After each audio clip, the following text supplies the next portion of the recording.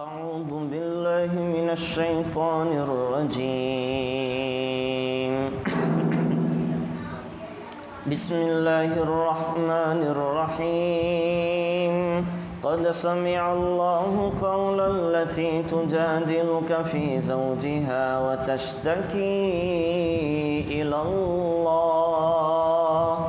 والله يسمع تحاوركما إن الله سميع بصير.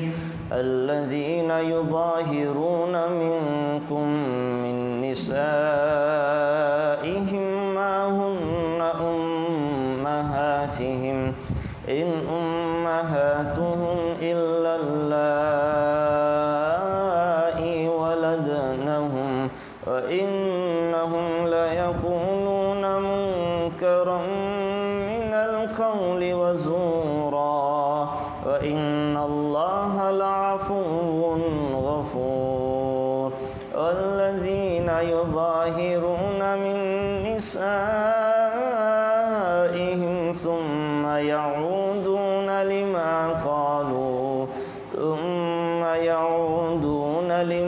قالوا فتحرير رقبة من قبل أن يتماسا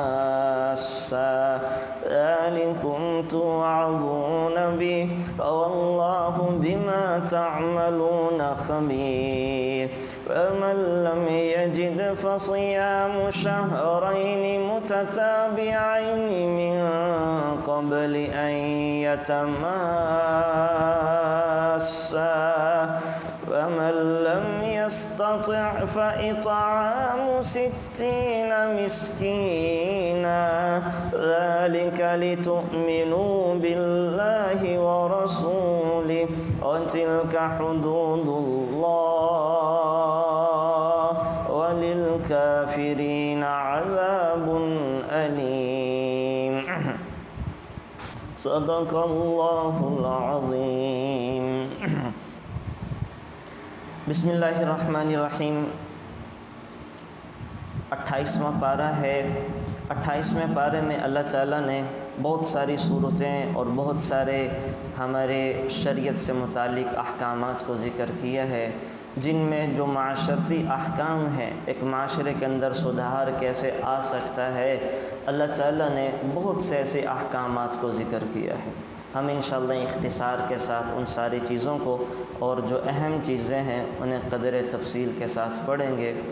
یہ جو سورت اللہ تعالیٰ شروع فرما رہے ہیں 28ویں پارے میں، سورۃ المجادلہ ہے. مجادلہ، جھگڑا کرنے والی. اس کا نام مجادلہ رکھا کہ حضرت خولہ رضی اللہ تعالی عنہ اور رسول اللہ صلی اللہ علیہ وسلم سے جھگڑا کر رہی تھی، تو اللہ تعالیٰ نے ان کے جھگڑا کرنے کی وجہ سے ہی مجادلہ عربی زبان میں جدال سے نکلا ہے، تو اللہ تعالیٰ نے اس مناسبت سے سورت کا نام بھی سورۃ المجادلہ رکھ دیا کہ جھگڑا کرنے والی خاتون کا اس سورت میں اللہ ذکر فرما رہے ہیں. ہوا کیا تھا، اس کا شان نزول کیا ہے؟ اچھا، دو چیزیں ہوتی ہیں، ایک ہوتا ہے شان نزول، ایک ہوتا ہے شان ورود. شان نزول کہتے ہیں قرآن کریم کی اس سورت کے اترنے کی وجہ، اس کی ریزن کیا ہے، لاجیکلی کیا واقعہ پیش آیا، اللہ تعالیٰ نے کیوں اتارا. یہ جو کیوں ہے نا، یہ سورت کیوں اتاری، یہ آیت کیوں اتاری، اسے کہا جاتا ہے شان نزول، کہ اس آیت اور سورت کے نازل ہونے کی وجہ کیا ہے، شان نزول کہا جاتا ہے. اچھا، ایسے ہی احادیث مبارکہ بھی رسول اللہ صلی اللہ علیہ وسلم نے صحابہ کو کسی وجہ سے سنائی ہیں. کوئی وجہ، کوئی واقعہ، کوئی سوال ہوتا تھا جس کا جواب رسول اللہ صلی اللہ علیہ وسلم احادیث مبارکہ سنا کے دیا کرتے تھے، تو احادیث مبارکہ کے بتلانے کی جو وجہ ہے اسے شان ورود کہا جاتا ہے. شان ورود. تو دو چیزیں ہو گئیں، ایک ہے شان نزول، ایک ہے شان ورود. قرآن کریم کی آیات کی اترنے کی وجہ کو شان نزول کہا جاتا ہے، اور احادیث مبارکہ کے بتلانے کی وجہ کو شان ورود کہا جاتا ہے. اس کا شان نزول کیا ہے، اللہ تعالیٰ نے یہ کیوں اتاری؟ ایک خاص واقعہ ہے جو اس کے پس منظر میں ہے. حضرت اوس بن صامت رضی اللہ تعالی عنہ یہ ایک صحابی ہیں، بڑی عمر کے صحابی تھے، بوڑھے ہیں، اور ان کی بیوی جو ہیں حضرت خولہ، یہ بھی بوڑھی ہیں۔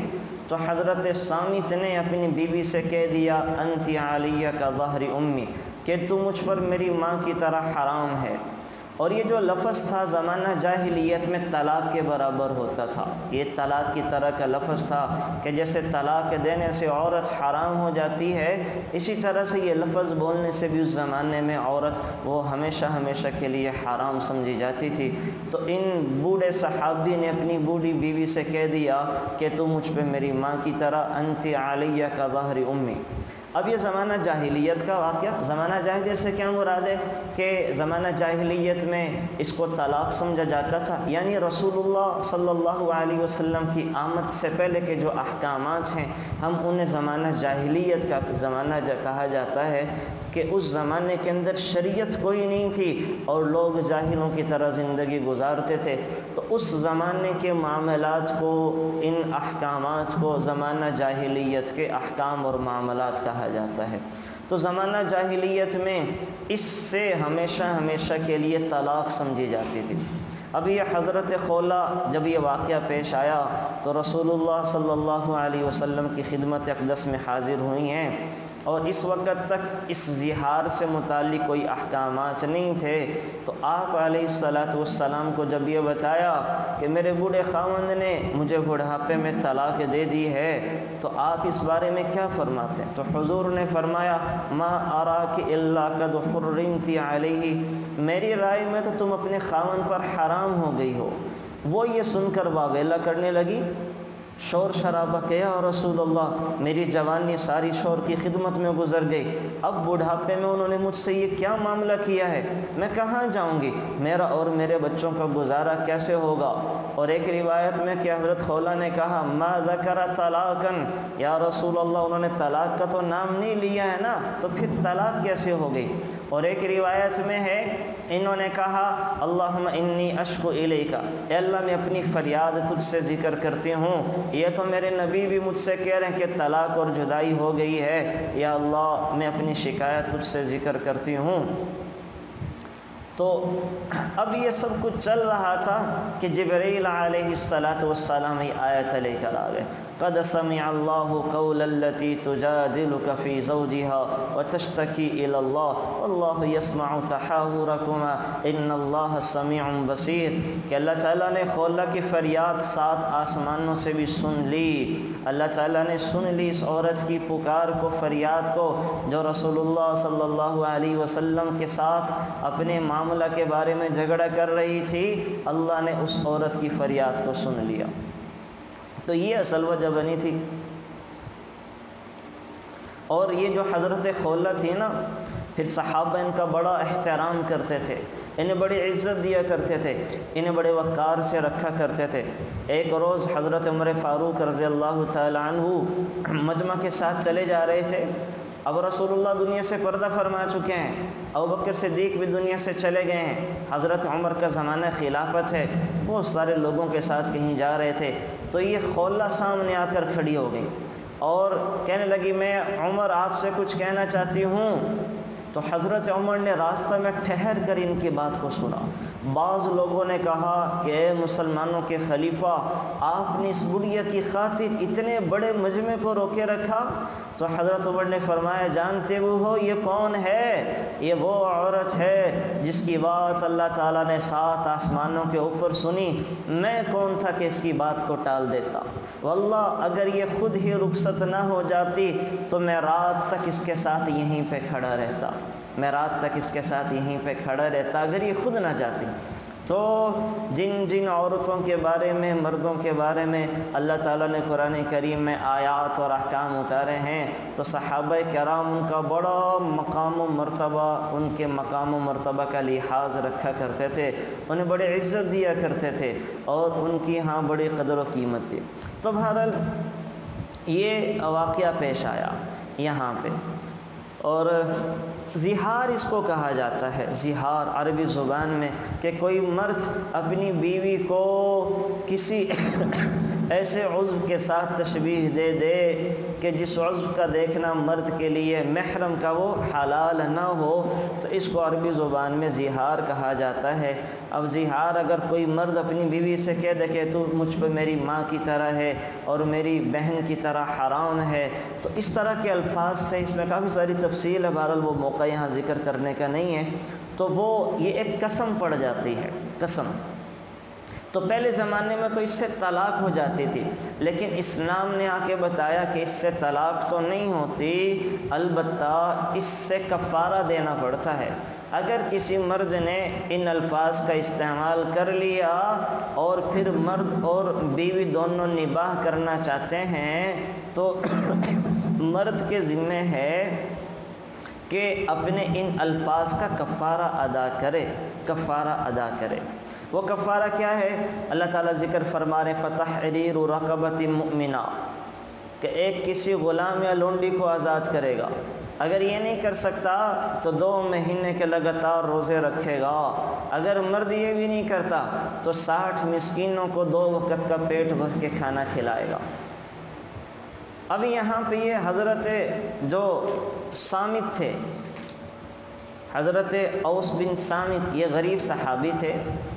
اب جب یہ حکم آ گیا تو حضرت خولہ نے فریاد کی، اور جب انہیں کہا گیا کہ اب اپنے اس گناہ کا کفارہ ادا کریں، تو آپ علیہ الصلاۃ والسلام نے ان کو شوہر کو بلایا۔ تو آپ علیہ الصلاۃ والسلام نے دیکھا کہ یہ تو بوڑھے ہیں۔ آپ نے کہا کہ بھئی تمہارے بارے میں آیات اتر چکی ہیں اور اپنے اس جرم کا کفارہ ادا کرو۔ جی کیا رسول اللہ، کیا کفارہ ہے؟ تو آپ علیہ الصلاۃ والسلام نے فرمایا ایک غلام یا لونڈی آزاد کرو۔ ظاہر ایک غلام خریدنا مہنگا کام تھا، ہزاروں کا ملتا تھا، لاکھوں کا ملتا تھا۔ ایک غریب صحابی تھے، کہنے لگے یا رسول اللہ یہ تو میری قدرت نہیں ہے کہ میں غلام خرید کے آزاد کروں۔ تو آپ علیہ الصلاۃ والسلام نے فرمایا کہ پھر 2 مہینے کے مسلسل لگاتار روزے رکھو۔ انہوں نے کہا اللہ کی قسم جس کے قبضے میں میری جان ہے، میری تو یہ حالت ہے اگر دن میں 2-3 مرتبہ کھانا نہ کھا لوں تو میری نگاہ ہی ختم ہو جاتی ہے، مجھے دکھنا آنا بند ہو جاتا ہے، میں تو بڑا کمزور ہوں۔ تو یا رسول اللہ صلی اللہ علیہ وسلم مجھ سے تو روزے بھی نہیں رکھے جا سکتے۔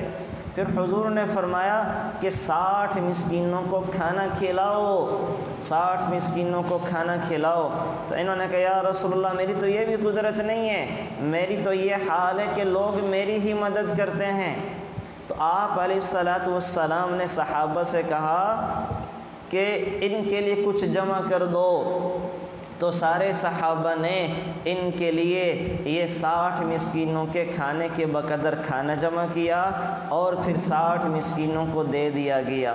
اور بعض روایات سے پتہ چلتا ہے وہ سارے کا سارا انہی کو دے دیا گیا کہ اپنے خرچ اور استعمال میں لے کر آؤ۔ تو بہرحال اللہ تعالیٰ نے ہمیں یہ احکامات سکھانے تھے، ہمیں بچانا تھا کہ یہ دنیا کے اندر اگر لوگ ایسے کر جائیں تو اس کا کیا حکم ہے۔ اور یہاں پر جو یہ ہے نا کہ حضرت خولہ کی فریاد اللہ تعالیٰ 7 آسمانوں سے اوپر بھی سن رہے ہیں۔ تو عائشہ صدیقہ فرماتی ہے پاک ہے وہ ذات جس کا سماع تمام آوازوں پر محیط ہے، ہر ایک کی آواز سنتا ہے۔ میں اس وقت رسول اللہ صلی اللہ علیہ وسلم کے پاس موجود تھی جب خولہ بنت ثعلبہ اپنے شوہر کی شکایت لے کر آئی تھیں، مگر اتنے قریب ہونے کے باوجود میں ان کی باتیں نہیں سن سکی، جبکہ اللہ تعالیٰ نے 7 آسمانوں سے اوپر بھی ان کی پکار کو سن لیا۔ تو اللہ تعالیٰ تو سمیع ہیں، سننے والے ہیں، 7 والا سن سکیں نہ سن سکیں، اللہ تعالیٰ ہماری فریادوں کو بھی سنتا ہے، دعاؤں کو بھی سنتا ہے، حالات سے بھی باخبر ہے، سب چیزوں کا علم رکھنے والا ہے۔ تو بہرحال یہاں پہ یہ حضرت خولہ والا واقعہ پیش آیا، اور ان سے پھر میں نے عرض کیا کہ صحابہ کرام بڑی محبت رکھا کرتے تھے اور بڑا لاڈ اور پیار کیا کرتے تھے۔ پھر میں ایک چیز آپ سے یہیں پہ ذکر کر دوں، 2 قسم کے الفاظ ہوتے ہیں، 2 قسم کے الفاظ کہ جن سے طلاق واقع ہو جاتی ہے یا میاں اور بیوی میں علیحدگی ہو جاتی ہے۔ ایک تو طلاق کے صراحتاً الفاظ ہیں، یہ آگے سورۃ الطلاق میں بھی جا کے آ جائے گا، اسی پارے میں سورۃ الطلاق ہے۔ کچھ چیزیں میں یہاں پہ ذکر کر دوں، کچھ انشاءاللہ وہاں پہ ذکر کر دیں گے۔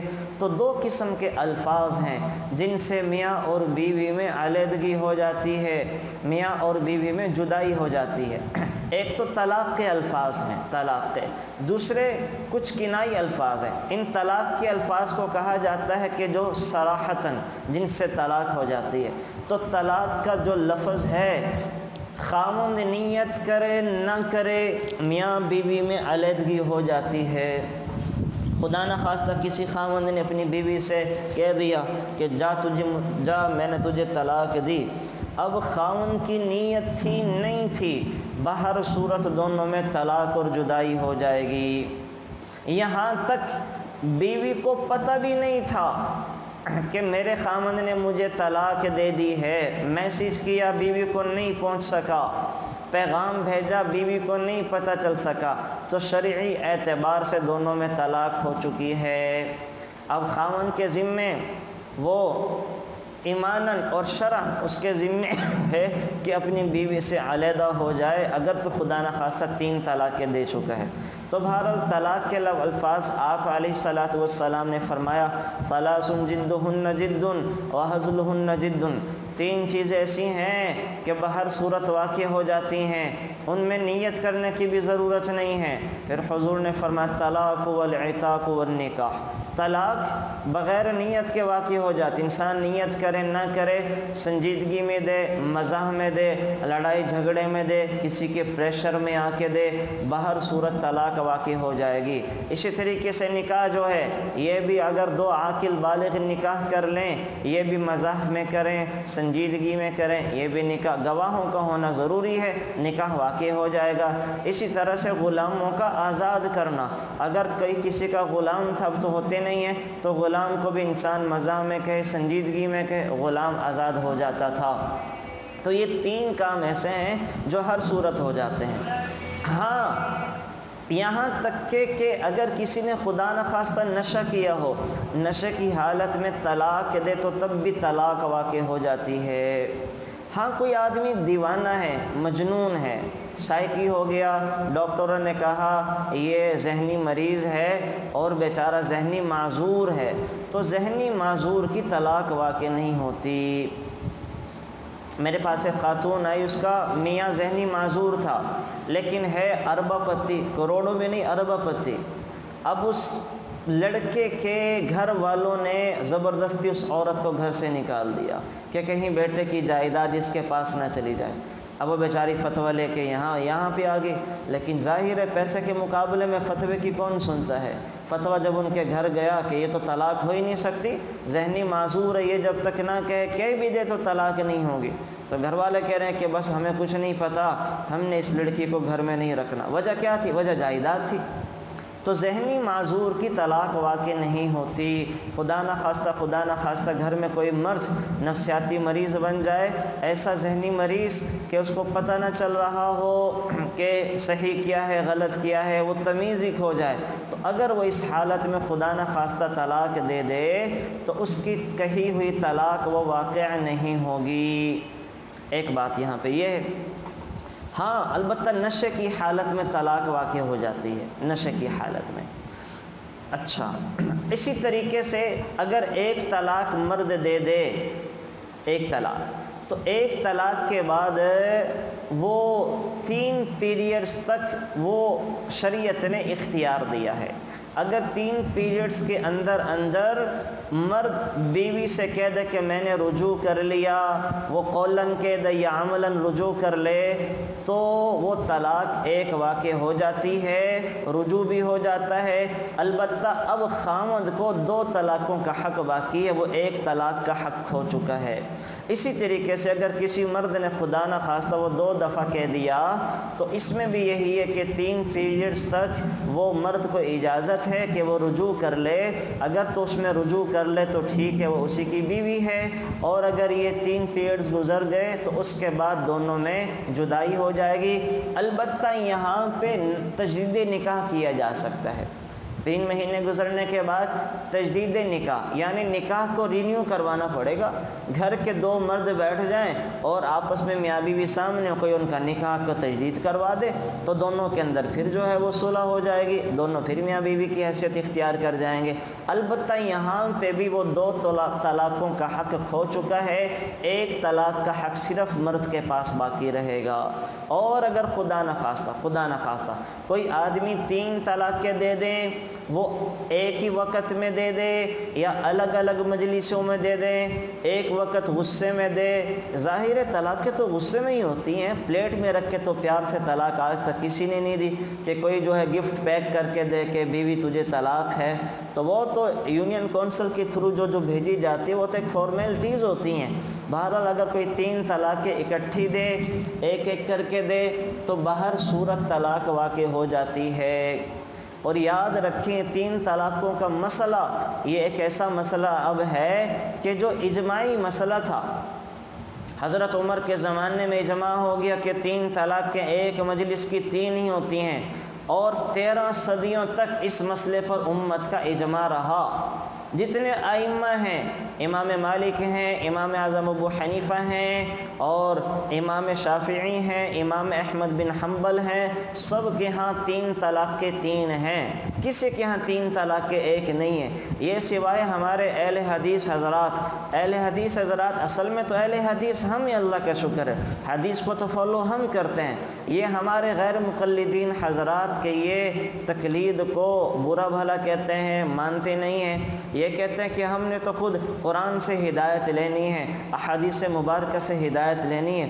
اللہ کے بندو، آپ براہ راست اگر بخاری و مسلم صحاح 6 جا کر دیکھیں، اللہ کی قسم کھا کے کہہ رہا ہوں، آپ اگر خود بھی جا کر دیکھیں تو آپ نماز کا طریقہ نہیں بتا سکیں گے۔ اتنی استعداد آپ میں نہیں ہے کہ آپ نماز کا طریقہ بتا سکیں کہ نماز کیسے ہیں۔ اس میں تو بے شمار 36 دفعہ تک رفع یدین کا ذکر ہے، رکوع سے اٹھنے کے بعد بھی رفع یدین ہے، سجدے میں جاتے وقت بھی رفع یدین ہے، سجدے سے اٹھ کر بھی رفع یدین ہے۔ یہ تو اللہ جزائے خیر دے ہمارے فقہائے کرام کو، ائمہ امت کو، کہ جنہوں نے یہ قرآن و احادیث کے باغ میں جا کے اور قرآن و احادیث کے پھلوں پھولوں سے یہ شہد کو نکال کے، عطر کو نچوڑ کے ہمارے سامنے ایک ڈبیا میں پیش کر دیا، یہ لو بھئی یہ مسئلہ، اس کے اوپر عمل کرو۔ تمہیں احادیث کے کھریدنے کی، جانے کی اور اتنی دور تک جانے کی ضرورت نہیں ہے، اگر تم جاؤ گے تو تمہیں ساری زندگی اسی کام میں لگانی پڑ جائے گی۔ تو ہمارے اہل حدیث حضرات نے یہ جو 100 سالوں سے فتویٰ دینا شروع کر دیا کہ 3 طلاقیں 1 ہوتی ہیں، تو یاد رکھیں بالکل غلط فتویٰ ہے، شریعت کے خلاف ہے، 1300 سالہ لوگوں کے اور 1300 سالہ مزاج کے خلاف ہے۔ 1300 سال میں کسی نے یہ فتویٰ نہیں دیا تھا کہ 3 طلاقیں وہ 1 ہوتی ہیں، انہوں نے آ کر پہلی دفعہ فتویٰ دیا۔ اب آپ مجھے ایک بات بتائیں، اب اس 100 سال سے یہ فتویٰ چلا صرف ہندوستان میں، یہ بھی ہے بھی ہندوستان میں، باقی پوری دنیا میں 3 طلاقیں وہ 3 ہی ہوتی ہیں۔ یہ مسئلہ صرف ہمارے بر صغیر کے اندر ہے کہ ہمارے اہل حدیث حضرات یہاں پہ آئے اور انہوں نے یہ فتویٰ دینا شروع کر دیا۔ اب آپ مجھے ایک بات بتائیں کہ 100 سالوں سے یہ فتویٰ ہے، پہلے 13 صدیوں میں کوئی آدمی اپنی بیوی کو ایک ہی مجلس میں 3 طلاقیں دے دیتا تھا تو مفتیان کرام، اولیاء سارے کیا فتویٰ دیتے تھے کہ بھئی دونوں میں جدائی ہو گئی، اب ان دونوں کی علیحدگی ہو گئی۔ اب آپ مجھے ایک بات بتائیں کہ یا تو جن لوگوں نے 1300 سال تک یہ فتویٰ دیا ہے، اب آپ کو ایک تو ماننا پڑے گا کہ یا تو یہ فتویٰ غلط ہے جو 100 سالوں سے آیا ہے کہ 3 طلاقیں 1 ہوتی ہیں، یا تو آپ کو وہ جو 1300 سالوں میں لوگوں نے فتوے دیے ہیں آپ کو ماننا پڑا کہ وہ غلط ہیں۔ اب وہ جو 1300 سالوں میں فتوے تھے اس میں صحابہ نے بھی فتوے دیے، حضرت عمر نے بھی دیے، تابعین نے بھی دیے، تبع تابعین نے بھی دیے، جن لوگوں کے بارے میں آپ علیہ الصلاۃ والسلام نے گواہی دی تھی کہ یہ بہترین زمانہ ہے، یہ لوگ وہ ہیں جو خیر پر ہیں، اور ہمارے زمانے کے بارے میں تو فتنے کا زمانہ کہا گیا ہے۔ اب آپ مجھے بتائیں یا تو ان کا فتویٰ غلط تھا یا یہ جو اب یہ فتویٰ ہے جو 100 سال سے آیا ہے یہ غلط ہے۔ آپ کہیں کہ ان کا فتویٰ غلط ہے، اس کا مطلب یہ ہوا وہ 1300 سال تک لوگوں کے گھر اجاڑتے رہے، کہ جو لوگ 3 طلاق دے کر ان کے پاس پوچھنے جاتے تھے وہ 1300 سال تک لوگوں کے گھر اجاڑتے رہے، لوگوں کو تکلیف دیتے رہے اور جناب لوگوں کو پریشانیوں میں ڈالتے رہے۔ ظاہر ہے وہ 13 صدیوں کے لوگوں کو ہم غلط نہیں کہہ سکتے کہ ان کے بارے میں تو اللہ کے نبی نے شہادت اور گواہیاں دی ہیں پہلے 3 صدیوں کے بارے میں کہ وہ حق پر تھے، اور یہ حضرت عمر کا فتویٰ ہے، اور حضرت عمر کے فتوے کو میرے نبی کہہ رہے ہیں کہ جیسے میری بات ماننی ہے ایسے میرے خلفائے راشدین کی بات بھی ماننی ہے۔ حضرت عثمان کا فتویٰ بھی یہی تھا، حضرت علی کا فتویٰ بھی یہی تھا۔ تو آج 1400 سال کے بعد ہم زیادہ سمجھدار نکل آئے کہ ہم کہہ بیٹھے کہ 3 ایک ہوتی ہیں، تو ایک تو 3 کو ایک بنانا 1300 سال کی تحقیق کے خلاف ہے، صحابہ کے مزاج کے خلاف ہے، اور 1300 سال کی جو تحقیق اور فتویٰ تھا ان کو غلط اور یہ کہنے کے مترادف ہے کہ انہوں نے جو کیا ہے وہ غلط کیا ہے اور ہم جو کر رہے ہیں وہ ٹھیک کر رہے ہیں۔ دوسری بات، اگر آپ اس کو 3 طلاقوں کو ایک کہتے ہیں تو آپ عیسائیوں یہودیوں کو کیا جسٹیفیکیشن پیش کریں گے؟ آپ کہیں 1 تھپڑ 1 ہے، 2 تھپڑ 2 ہیں، لیکن 3 تھپڑ 1 ہے۔ یہ تو وہی ہے جو عیسائی کہتے ہیں کہ 3 خداؤں سے مل کر ایک خدا بنا ہے، اکانیم ثلاثہ۔ یہی ہم کہہ رہے ہیں کہ نہیں یہ 3 ایک ہے۔ اچھا 1 طلاق 1 ہے، 2 طلاق کے 2 ہیں اور 3 طلاق کے 1 ہیں۔ عجیب بات ہے، آپ پر ہنسیں گے، غیر مسلم مذاق اڑائیں گے آپ کے دین اور شریعت کا کہ یہ کیسی بات کر رہے ہیں کہ 3 طلاق کے 1 ہے۔ تو اس وجہ سے یہ اب ہمارے معاشرے میں پھیلتا جا رہا ہے۔ اللہ معاف فرمائے، بہت میرے پاس مسائل آتے ہیں کہ مرد عورتوں کو طلاق دے دیتے ہیں اور پھر وہ دین پر تو چلنا نہیں چاہتے، دین کے پیچھے چھپنا چاہتے ہیں۔ ان ہمارے اہل حدیث حضرات سے جا کے لوگ فتویٰ لے آتے ہیں اور فتوے پر دل بھی مطمئن نہیں ہوتا ان کو بھی پتہ کہ ہم نے غلطی کی ہے، لیکن وہ دین کو اور ان غلط فتووں کو جواز بنا کر اپنی زندگی گزارنا چاہتے ہیں۔ اور آپ پھر جائزہ تجزیہ کر لیں، جو لوگ ایسی حرکتیں کرتے ہیں ان کے گھروں سے سکون ختم ہو جاتا ہے، ان کی اولادیں عام طور پہ نافرمان بنتی ہیں، گھروں سے چین ختم ہو جاتا ہے کہ شریعت کے خلاف کر کے حرام میں مبتلا ہو کر زندگی گزارنا چاہتے تو پھر سکون کہاں سے آئے گا؟ تو میں تو یہ کہتا ہوں کہ یہ شادی کے بعد جو طلاق والا لفظ ہے یہ مردوں کو تو اپنی زبانوں سے نکال ہی دینا چاہیے، بھول ہی جانا چاہیے۔ تو بہرحال یہ موٹی سی بات یاد رکھیں کہ 1 طلاق کے بعد رجوع ممکن ہے، 2 طلاقوں کے بعد رجوع ممکن ہے، 2 طلاقوں کے بعد عدت گزر جائے تب بھی رجوع ممکن ہے۔ تجدید نکاح کے ذریعے نکاح ریونیو کروانا پڑتا، باقی کوئی مسئلہ نہیں ہے۔ جبکہ 3 طلاقوں کے بعد وہ الگ الگ ہوں یا ایک ہی مجلس میں ہوں، بیوی انسان کے اوپر حرام ہو جاتی ہے، عورت مرد میں جدائی واقع ہو جاتی ہے، اب رجوع ممکن نہیں ہے سوائے اس کے کہ وہ عورت آگے کہیں اور نکاح کرے اور اس کا خاوند اپنی مرضی سے طلاق دے، تو پھر یہ ایک رجوع کی شکل ہوتی ہے، ورنہ رجوع ممکن نہیں ہے۔ تو ایک بات تو میں نے آپ کو بتایا کہ جو طلاق کے الفاظ ہیں ان سے انسان کی نیت ہو نہ ہو، عورت کو پتہ ہو نہ ہو، میسج مرد کر دے، وہ عورت تک پہنچے نہ پہنچے، ہر حالت میں طلاق واقع ہو جاتی ہے۔ یہ تو تھے صریح الفاظ کا حکم۔ ایک ہوتے ہیں کنائی الفاظ۔ کنائی الفاظ کا جیسے یہ تھا کہ جو ان صحابی نے اپنی بیوی سے کہا انتی علی کا ظہر امی، تو مجھ پر میری ماں کی طرح ہے، جا تجھے میں نے گھر سے نکال دیا، جا تجھے میں نے جو ہے نا وہ چھوڑ دیا، جا تجھے میں نے آزاد کر دیا، تو میرے اوپر حرام ہے۔ یہ الفاظ ہوتے ہیں کنائے۔ البتہ ان میں اب 2 الفاظ وہ صریح کا حکم اختیار کر گئے ہماری لینگویج کی وجہ سے۔ دیکھیں طلاق کا مطلب ہی ہوتا ہے تجھے میں نے چھوڑ دیا، تو ہمارے معاشرے میں یہ جو لفظ ہے جا تجھے میں نے آزاد کیا، چھڑ دیتا ہے، تو یہ بھی طلاق کے برابر ہے۔ اس پر بھی فتویٰ یہی ہے کہ اس میں بھی خاوند نیت کرے نہ کرے تو طلاق واقع ہو جائے گی۔ جا تجھے میں نے آزاد کیا اور جا تجھے میں نے چھوڑ دیا۔ تو یہ دو الفاظ اور تیسرا لفظ طلاق کا ہو گیا۔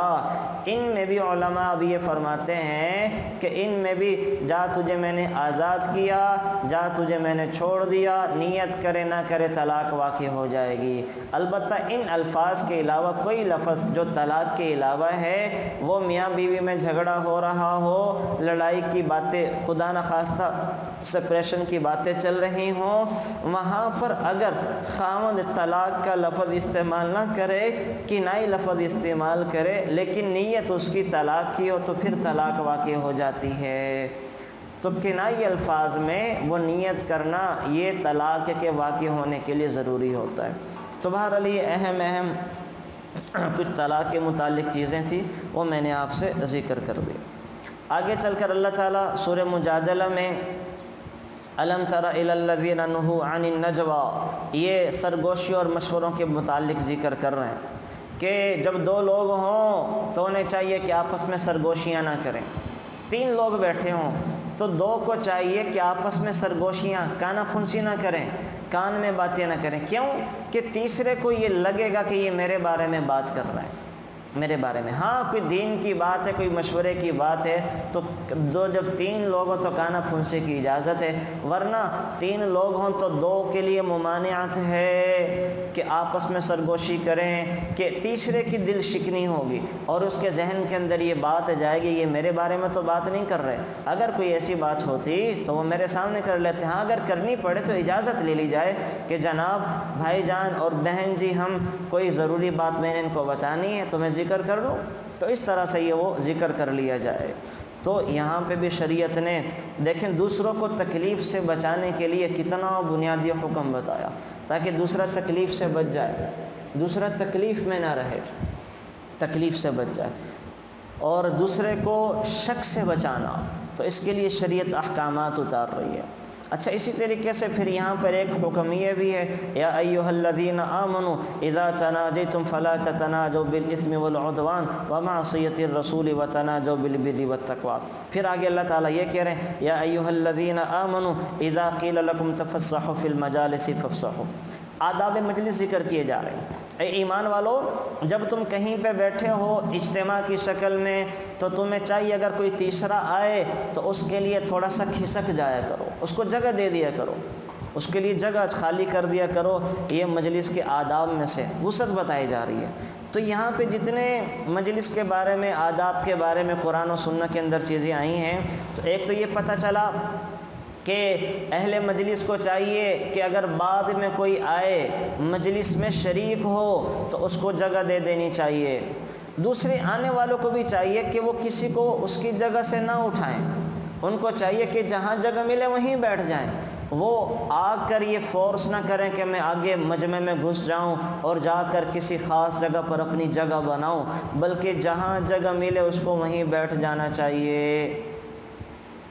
اور تیسری بات یہاں سے یہ پتہ چلی کہ جو صاحب مجلس ہے، یعنی جو مجلس کا بڑا ہے، اگر اس کو لگے کہ آنے والا ذی وقار ہے اور محترم بالشان ہے اور عظیم شخصیت ہے، تو وہ مجمع میں سے کسی کو اٹھا کر اس کو بٹھا سکتا ہے، یہ بھی پتہ چلا۔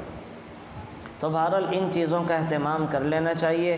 یہ شریعت ہمیں بڑی بہترین ہدایات بتا رہی ہیں۔ تین چیزیں پتہ چل گئی، دیکھیں یہاں سے کہ اگر کوئی مجلس میں آئے تو مجلس والوں کو چاہیے کہ اس کو تھوڑی جگہ دے دیں اس کی دلجوئی کے لیے۔ نمبر دو، جو آیا ہے آنے والے کو چاہیے کہ اپنے لیے جگہ کا بندوبست نہ کروائے، بلکہ جہاں جگہ ملے وہیں پر بیٹھ جائے، جہاں جگہ ملے وہیں پر بیٹھ جائے۔ اور تیسرا حکم یہ ہے کہ جو مجلس کا بڑا ہوتا ہے، اگر وہ دیکھے کہ آنے والا جو شخص ہے یا آنے والی خاتون یہ ذی وقار ہیں اور ان کی عزت مقام و مرتبہ ہے معاشرے کے اندر، تو ان کے لیے اگر کوئی جگہ بنا لی جائے تو یہ بھی مستحب ہے، اچھا اور افضل کام ہے کہ ہر ایک کو اس کے مقام و مرتبہ کے مطابق حصہ دینا چاہیے۔ تو یہاں پہ یہ شریعت نے بتا دیا۔ اچھا جی، آگے چل کر یہ آیت ہے، یا ایھا الذین آمنوا اذا ناجیتم الرسول فقدموا بین یدی نجواکم صدقہ۔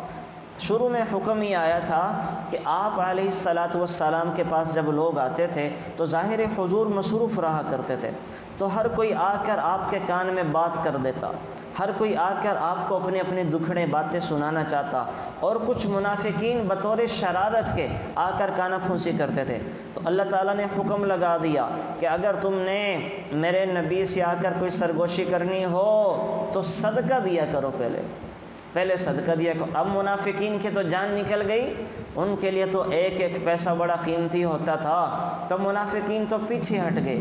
جو پکے ایمان والے تھے، کامل ایمان والے، وہ بیچارے پریشان ہوئے کہ ہم ہر دفعہ صدقہ کیسے کر سکتے ہیں، ہمارے پاس تو کھانے کو بھی نہیں ہوتا۔ تو حضرت علی نے آپ علیہ الصلاۃ والسلام سے کچھ کہنا چاہا، تو حضرت علی نے صدقہ کیا اور آپ علیہ الصلاۃ والسلام کے کان میں جا کے سرگوشی کی۔ تو حضرت اللہ تعالیٰ نے پھر جب صحابہ کا یہ عمل دیکھا تو اس آیت کو منسوخ کر دیا، یہ حکم اٹھا لیا کہ اب تمہیں صدقہ دینے کی ضرورت نہیں ہے، لیکن جو ہے وہ تم بندے کے پتر بنو، جیسے ہماری زبان میں کہتے ہیں انسان بنو۔ اور منافقین کو ڈانٹ پہ لائی کہ ہر بات میں آ کہ میرے نبی کو تنگ اور پریشان کرنے کی کوشش نہ کرو، اور انسانوں کی طرح آ کے کوئی چیز ذکر کرو۔ لیکن حضرت علی وہ واحد شخصیت ہیں کہ فرمایا کرتے تھے کہ میں نے اس آیت کے اوپر عمل کیا اور میرا عمل کرنا تھا، تو اللہ تعالیٰ نے یہ آیت منسوخ کر دی۔ تو قرآن کریم میں بہت سارے احکام ایسے ہیں کہ جن کو اٹھا لیا گیا ہے اور جن کا حکم ختم کر دیا گیا ہے، ان کو قرآن کریم میں پڑھا جاتا ہے لیکن ان کے اوپر عمل کوئی نہیں کیا جاتا۔ اسے کہا جاتا ہے نسخ اور منسوخ کا علم، ناسخ اور منسوخ کا علم۔ آگے چل کر اللہ تعالیٰ سورہ مجادلہ میں فرما رہے ہیں لا تجد قوما یؤمنون باللہ والیوم الآخر یوادون من حاد اللہ ورسولہ۔ اللہ تعالیٰ مسلمانوں سے کہہ رہے ہیں کہ کافروں کے ساتھ تم دلی دوستی نہ لگاؤ، تعلقات رکھ سکتے ہو، تمہارے ساتھ عیسائی بھی کام کریں گے، یہودی بھی کام کریں گے، ان کے ساتھ لین دین کر سکتے ہو، اور اہل کتاب کے علاوہ تو جو قادیانی ہیں ان کے ساتھ لین دین بھی جائز نہیں ہے۔ تو جو غیر مسلم ہیں ان کے ساتھ لین دین کر سکتے ہو، کاروبار کر سکتے ہو، لیکن دلی تعلق اور دلی دوستی لگانے کی اجازت نہیں ہے۔ اور جو دلی دوستی لگائے گا اللہ کا اس کے اوپر غضب اترے گا۔ تو بہرحال جب یہ آیتیں اتری ہیں تو صحابہ کرام رضوان اللہ تعالی علیہم اجمعین، اللہ اکبر، انہوں نے اپنے سارے تعلقات بھلا دیے اور بعض کو سزائیں بھی دیں۔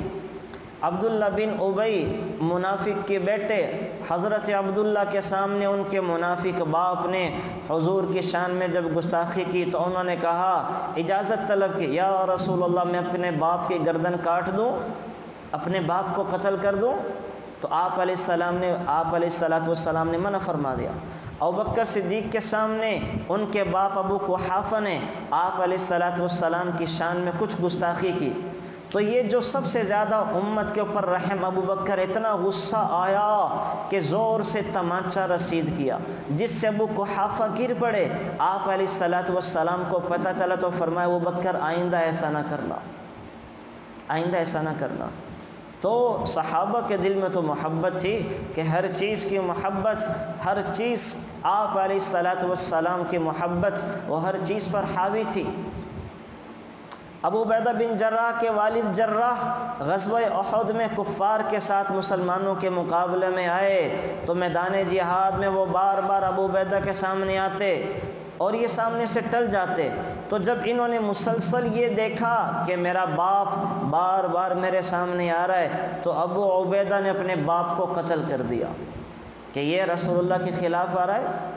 تو بہت سارے واقعات ملتے ہیں جن سے اللہ تعالیٰ نے مسلمانوں کو حکم دیا ہے کہ کافروں کے ساتھ دینی تعلق نہ بنائیں اور رسول اللہ کی شان اقدس کے اندر گستاخی کو برداشت نہ کیا جائے۔ لیکن یہاں پہ ایک چیز اور میں ذکر کر دوں، گستاخی جو ہے اس کے درجے ہیں۔ ہمارے یہاں بسا اوقات بہت مسلمان جذباتی ہو جاتے ہیں اور کوئی چھوٹی سی بات بھی کرے اس کو بھی گستاخ کہہ دیا جاتا ہے، حالانکہ وہ تو واقعات سنا رہا ہوتا ہے۔ جنید جمشید مرحوم رحمۃ اللہ علیہ بیچارہ حضرت عائشہ والے واقعات سنا رہے ہیں اور لاڑ میں حضرت عائشہ جو حضور کو کہہ دیا کرتی تھی، اب حضرت عائشہ کے الفاظ نقل کرتے ہوئے وہ لوگوں نے ان کے اوپر جناب گستاخی کا فتویٰ لگا دیا۔ تو وہ تو بیچارہ چونکہ عالم نہیں تھا، ہینڈل نہیں کر سکا، تو عام لوگ اگر کوئی الفاظ ایسے کہیں تو لوگ جو ہے جذباتی ہو کے فتویٰ لگا دیتے کفر کا۔ تو ان چیزوں میں بڑی احتیاط کی ضرورت ہوتی ہے، یہ تو علماء سے پوچھ لینے چاہیے، یہ علماء ہی بتا سکیں گے کہ گستاخی کے الفاظ ہیں کہ نہیں ہیں، گستاخی کی ہے کہ نہیں کی ہے۔ تو بہرحال ان چیزوں میں بڑی احتیاط کرنی چاہیے، فوراً ایموشنل نہیں ہونا چاہیے اور علماء سے پوچھ لینا چاہیے۔ اچھا جی، آگے چل کر سورہ حشر ہے۔ سورہ حشر کا بھی شان ورود ہے اور اللہ تعالیٰ نے ایک واقعہ کے پس منظر میں یہ اتاری ہے۔ ہوا یہ تھا جب آپ علیہ السلام مدینہ طیبہ میں تشریف لائے ہیں تو یہودیوں سے صلح کا معاہدہ کیا، اور یہودیوں کے مختلف قبیلے تھے، ان میں سے ایک بنو نذیر تھا، وہ بھی صلح کا معاہدہ کر چکا تھا۔ یہ لوگ مدینہ منورہ سے 2 میل کے فاصلے پہ رہتے تھے۔ تو ایک مرتبہ یہ ہوا کہ عمرو بن امیہ ضمری کے ہاتھ سے 2 قتل ہو گئے، جن کا خون بہا سب کو مل کر ادا کرنا تھا۔ آپ علیہ السلام نے، اب عمرو بن امیہ ضمری یہ مسلمان ہیں، انہوں نے 2 لوگوں کو قتل کر دیا، خون بہا ادا کرنا تھا۔ تو آپ علیہ السلام نے مسلمانوں سے کہا کہ چندہ کرو تاکہ ان کی طرف سے خون بہا ادا کر دیا جائے۔ اب مسلمانوں نے جو چندہ کیا وہ اتنا نہیں تھا کہ اس سے وہ خون بہا ادا ہو سکتا۔ تو اس زمانے میں یہ ہوتا تھا کہ جو ہمارے ساتھ صلح کر چکے ہیں، ہمارے رفیق ہیں، ہمارے ساتھی ہیں، وہ خواہ یہودی ہیں، عیسائی ہیں، وہ بھی ہمارا تعاون کریں گے۔ تو آپ علیہ السلام بنو نذیر والوں کے پاس گئے تاکہ یہ بھی عمرو بن عمر کی طرف سے یہ خون بہا ادا کریں۔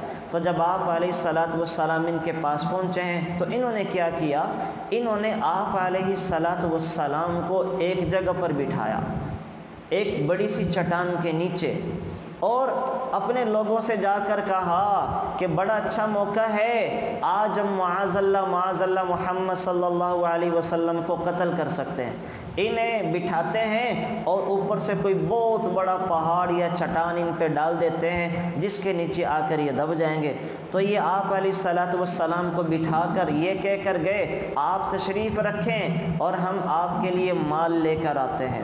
آپ علیہ السلام وہاں پر بیٹھ گئے۔ اب انہوں نے سازش رچائی، کچھ لوگوں کو بھیجا کہ اوپر پہاڑ پر جاؤ اور بڑی سی چٹان معاذ اللہ محمد صلی اللہ علیہ وسلم پہ گرا دو۔ اب حضور بیٹھے انتظار کر رہے ہیں۔ اب اللہ تعالیٰ کی طرف سے وحی آ گئی کہ میرے نبی آپ یہاں پہ بیٹھے ہیں اور یہ لوگ آپ کے قتل کی سازش کر رہے ہیں۔ تو آپ علیہ السلام یہاں سے اٹھ کر فوراً تشریف لے گئے، اور آپ علیہ السلام نے جا کر یہ صحابہ سے مشورہ کیا کہ انہوں نے اپنے وعدہ توڑ دیا اور مجھے قتل کرنے کی کوشش کی، ہم ان کے خلاف اعلان جہاد کرتے ہیں۔ تو آپ علیہ السلام صحابہ کو لے کر ان پر حملہ آور ہوئے اور یہ لوگ قلعہ بند ہو گئے، اور منافقین منہ چھپا کے، اچھا منافقین نے بھی ان کو کہا تھا کہ ہمارے پاس بہت سارے لوگ ہیں، تم محمد کو قتل کر دو، ہم تمہارے ساتھ آئیں گے۔ تو انہوں نے کچھ بھی نہیں کیا۔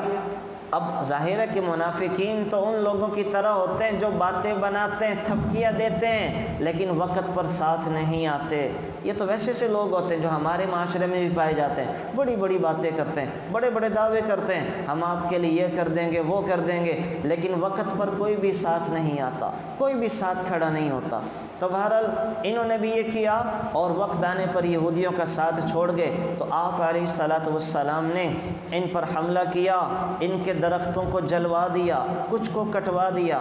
آخر کار تنگ آ کر ان لوگوں نے صلح کی اور کہا کہ ہم یہ جگہ چھوڑنے کو تیار ہیں۔ تو آپ علیہ السلام نے اس بات پر صلح کی کہ اپنے ہتھیار یہاں پر چھوڑ کر جاؤ اور شام سے پہلے نکل جاؤ، اور خیبر میں یہاں سے نکل کے تو خود خیبر میں چلے گئے۔ اور یہ اتنے لالچی تھے یہ والے یہود کہ اپنے ساتھ اپنے گھر کی کڑیاں، اپنے گھر کے کواڑ اور اپنے گھر کے شہتیر تک اکھاڑ کر چلے گئے۔ حضرت عمر نے پھر ان کو یہاں سے بھی نکال کے ملک شام کی طرف نکال دیا تھا۔ تو بہرحال اس موقع پر آپ علیہ السلام کے بارے میں پھر اللہ تعالیٰ نے یہ صورت اتاری ہے، سورۃ الحشر، یہ اللہ تعالیٰ نے اتاری ہے، اور یہاں پر یہودیوں کا یہ ذکر کیا گیا۔ کئی موقعوں پر سخت ایکشن بھی لینا پڑ جاتا ہے، جو لوگ فتنہ فساد بپا کرنے والے ہوں انہیں جگہوں سے بھی نکال دیا جاتا ہے، خدا نہ خواستہ گھر میں خاندان میں کوئی ایسی اولاد ہو جو فتنہ فساد سے باز نہیں آتی، نقصان کرنے سے باز نہیں آتی، تو ایسے لوگوں کے بارے میں بھی شریعت کا یہی حکم ہے کہ انہیں بھی نکال دیا جائے، تاکہ باقی لوگ اس کے شر سے، اس کے فتنے سے محفوظ رہیں۔ تو آپ علیہ الصلاۃ والسلام باوجود رحیم اور کریم ہونے کے کہ یہ جو یہود ہیں، بنو نذیر والے ہیں، یہ اتنا فتنہ پھیلاتے ہیں کہ ان کے فتنوں کی وجہ سے سب پریشان ہیں، تو حضور نے ان کو یہاں سے دور کر دیا۔ یہاں پر میں آپ کو ایک بات اور بتاتا چلوں، دیکھیں قطع رحمی حرام ہے، اپنے خون کے رشتوں کو کاٹنا، ان سے تعلق کو توڑ لینا یہ حرام ہے 3 دن سے زیادہ۔ کسی کو تنبیہ کرنے کے لیے 3 دن تک چھوڑ سکتے ہیں، تیسرے دن پھر بلا لیں، 3 دن تک کسی کو سمجھانے کے لیے چھوڑا جا سکتا ہے۔ ہاں اگر اپنے رشتوں میں کوئی ایسا ہے کہ بعض اوقات یہ ہوتا ہے کہ جب بھی ہم ان کے ساتھ ملتے ہیں تو کیا ہوتا ہے، لڑائی جھگڑا شروع ہو جاتا ہے، جب بھی ملتے ہیں کوئی فتنہ فساد شروع ہو جاتا ہے، تو ایسے لوگوں کو لمبے عرصے تک چھوڑے رکھنے کی بھی اجازت ہے۔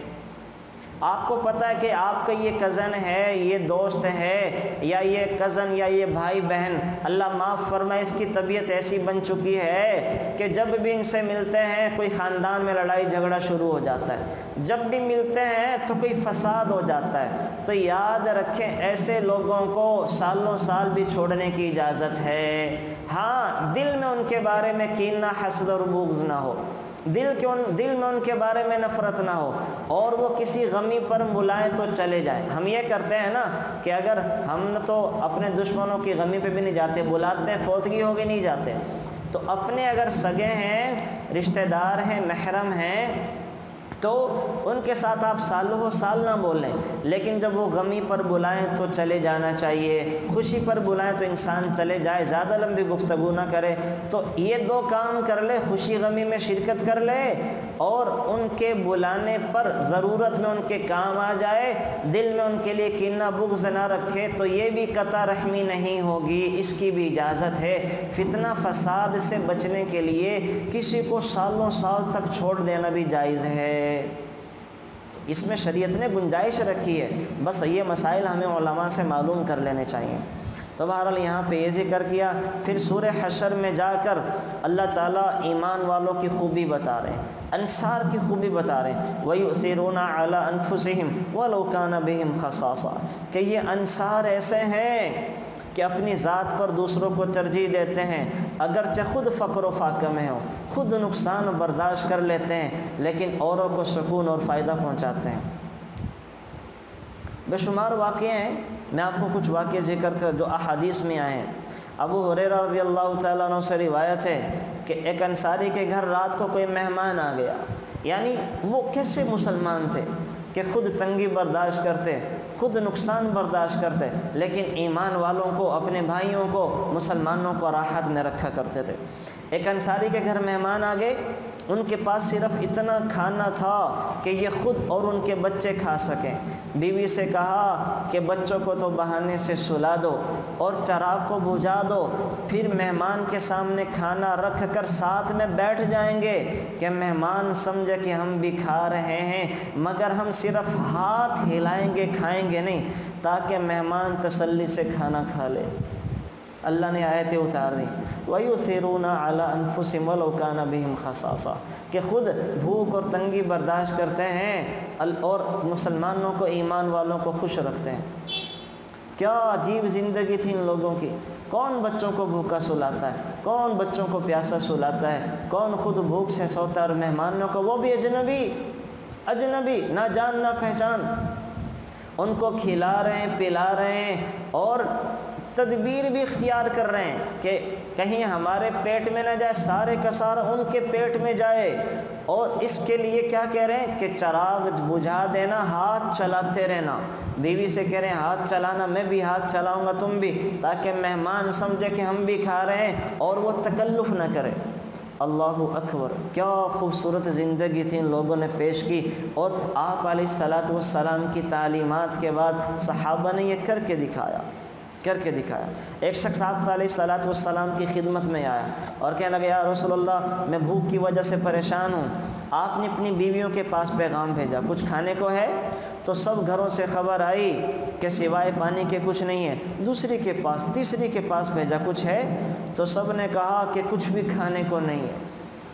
یہ میرے نبی کا گھرانہ ہے کہ رات میں کچھ بھی کسی کے پاس کھانے کو نہیں تھا، کسی کے پاس کھانے کو نہیں بچا۔ تو آپ علیہ السلام نے کھڑے ہو کے فرمایا کون ہے جو آج کی رات اس شخص کی مہمانی کرے؟ ایک انصاری نے کہا یا رسول اللہ صلی اللہ علیہ وسلم میں کروں گا، انہیں میرے ساتھ بھیج دیں۔ اور گھر جا کر پوچھا کہ کھانے کو ہے؟ تو بیوی نے بتلایا صرف اتنا ہے کہ ہمارے بچے کھا لیں۔ انصاری بزرگ نے بچوں کو سلانے کا کہا اور فرمایا کہ مہمان کے سامنے کھانا رکھو اور خود بھی بیٹھ جاؤ، میں بھی بیٹھ جاؤں گا اور ہاتھ چلاتے رہیں گے تاکہ مہمان سیر ہو کر کھا لے۔ کیا عجیب زندگی تھی، کیا عجیب زندگی تھی۔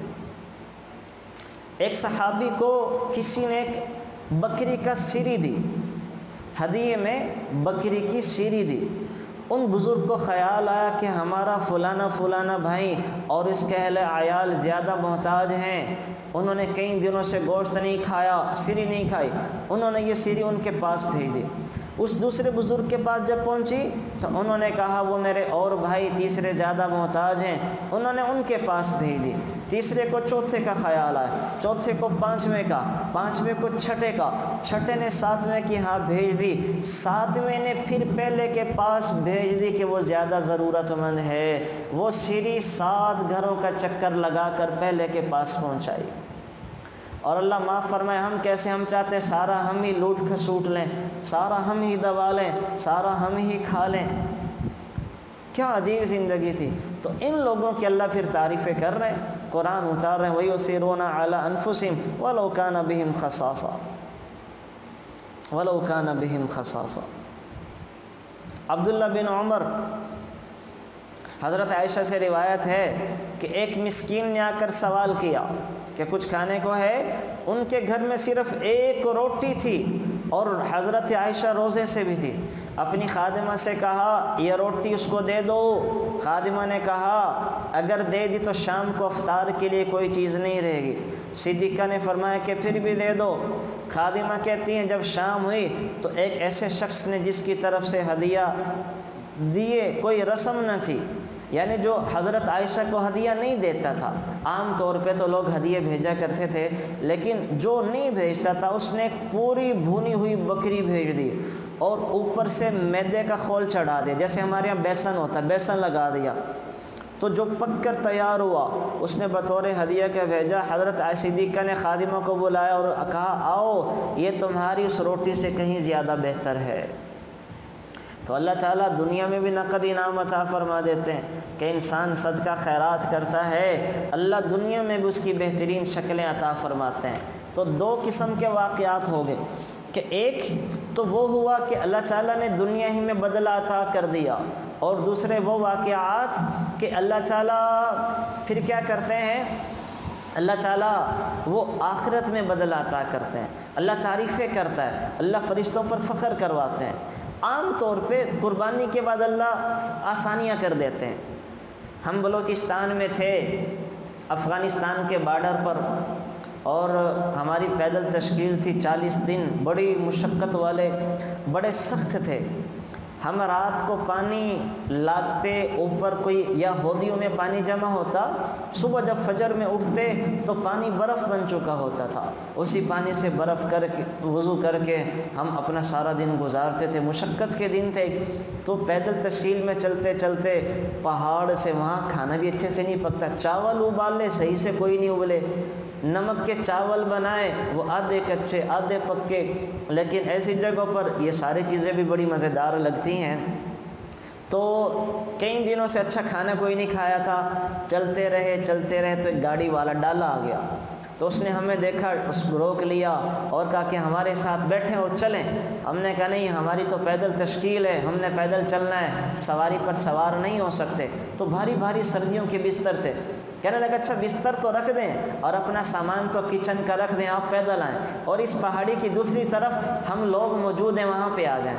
ہم نے اللہ توکل کر کے سامان انہیں دیا اور پیدل خوشی خوشی چلیں۔ کچھ لوگ تو نظر آئے، پہاڑی کی دوسری طرف جب گئے ہیں تو جا کر دیکھتے ہیں کہ پہاڑ توڑنے والی مشینیں لگی ہوئی ہیں، لوگوں نے ڈیرے بنائے ہوئے ہیں، وہاں تو گھر اور گودام بنے ہوئے ہیں۔ تو جب وہاں گئے جا کر اور کیا دیکھتے ہیں کہ وہ تو کافی سارے بکرے بھون رہے ہیں، مزے مزے کے کھانے بن رہے ہیں۔ ہمیں بھوک تو بہت تھی بڑے دنوں سے اور مشقت برداشت کرتے آ رہے تھے، تو ہم نے مغرب کی نماز پڑھی۔ مغرب کی نماز کے بعد وہ بکرے کے تکے، بھنی بنائی سبزی اور طرح طرح کے کھانے لے کر آئے، اور انہوں نے ہمیں جھوٹے منہ پتہ نہیں کہا یا سچے منہ کہ آپ ہمارے پاس رہیں۔ تو ہم نے مشورہ کیا کہ کئی دنوں سے جو وہ کچھ اچھا کھانے کو نہیں مل رہا تھا، چاول بھی کچے اور مزہ نہیں آ رہا ہے، تو 3 دن یہاں پہ ٹھہرا جائے۔ تو ظاہر ہے ایسے موقع پر تو پھر کون انکار کرے۔ تو 3 دن ہم نے وہاں ٹھہرا، اور 3 دن اللہ نے ہمیں 40 دن کے سارے جو تھکاوٹ تھی وہ بھلا دی۔ تو اللہ تعالیٰ وہ بسا اوقات دنیا میں مزے کروا دیتا ہے، اور ساری نعمتیں جہاں انسان کے وہم و گمان میں بھی نہ ہو، اللہ تعالیٰ ساری سہولتیں، ساری نعمتیں عطا فرما دیتے ہیں، اور بسا اوقات اللہ سنبھال کر رکھتا ہے، انسان کو آخرت میں عطا کرتا ہے۔ ابن عمر کا واقعہ کہ بیمار تھے اور بیماری میں ان کا انگور کھانے کو دل چاہا۔ 1 درہم میں 1 خوشہ انگور کا خریدا۔ اتفاق سے ایک مسکین آیا اور سوال کیا، آپ نے فرمایا خوشہ اس کو دے دو۔ حاضرین میں سے ایک نے خفیہ طور سے اس کو پیچھے کر دیا اور خوشہ اس مسکین سے خرید کر پھر ابن عمر کو پیش کر دیا۔ آپ سمجھے میری بات کہ ابن عمر کا دل چاہا کہ میں انگور کھاؤں، 1 درہم کا خریدا، مانگنے والا آیا، واقعتاً وہ محتاج ہوتے تھے۔ ہمارے ہاں تو کئی پیشہ ور بھی ہوتے ہیں نا، تو ان کو نہیں دینا چاہیے، خیال کرنا چاہیے کہ ضرورت مند کو دیں، پیشہ وروں کو نہ دیا کریں۔ تو ابن عمر نے اس کو دے دیا۔ اب دے دیا تو جو ان کے دوست تھے، شاگرد تھے، وہ سمجھ گئے کہ ابن عمر کی طلب تھی، تمنا تھی، تو انہوں نے مسکین سے خرید لیا 1 درہم میں کسی نے، پھر ابن عمر کو دے دیا۔ تو وہ مانگنے والا پھر آ گیا، تو حضرت ابن عمر نے پھر اس کو دے دیا، پھر کسی نے خرید کر اسی سے ہی حضرت ابن عمر کو دیا۔ وہ سائل پھر آنا چاہتا تھا، لوگوں نے منع کر دیا۔ جب حضرت ابن عمر کو یہ اطلاع ہوئی کہ وہی خوشہ جو انہوں نے صدقہ دیا تھا، تو فرمایا کہ اس کو ہرگز نہیں کھاؤں گا، اس کو ہرگز نہیں کھاؤں گا، بازار سے نیا میرے لیے لے کر آؤ۔ تو یہ عجیب ان کی زندگیاں تھیں۔ ایک مرتبہ حضرت عمر فاروق نے 400 دینار کی ایک تھیلی ابو عبیدہ بن جراح کے سپرد کی۔ 400 دینار کتنے بنتے ہیں؟ 20 دینار بنتے ہیں 72,000، اور 100 دینار بن گئے 7 5 35، 3.5 لاکھ، اور 3.5 لاکھ اور یہ 14 لاکھ روپے۔ 400 دینار شرعی اعتبار سے 14 لاکھ روپے بنتے ہیں۔ عمر فاروق نے 14 لاکھ روپے ابو عبیدہ بن جراح کو بھیجے، اور بھیجنے والے غلام کو ہدایت کی کہ کچھ دیر وہیں ٹھہرے رہنا، دیکھنا ابو عبیدہ بن جراح کیا کرتے ہیں۔ تو غلام نے جا کر تھیلی ابو عبیدہ بن جراح کو دی۔ تھوڑی دیر میں ابو عبیدہ نے ساری تھیلی 14 لاکھ روپے لوگوں پر خرچ کر دیے۔ غلام نے آ کے کہا، اے مسلمانوں کے خلیفہ، ابو عبیدہ نے تو ساری تھیلی صدقہ کر دی۔ تو حضرت عمر نے 400 دینار پھر بھیجے، اور غلام کو دے کر کہا کہ معاذ بن جبل کو دے کر آؤ، اور وہاں جا کر بھی دیکھو کہ وہ کیا کرتے ہیں۔ تو وہ غلام معاذ بن جبل کے پاس لے کر گیا۔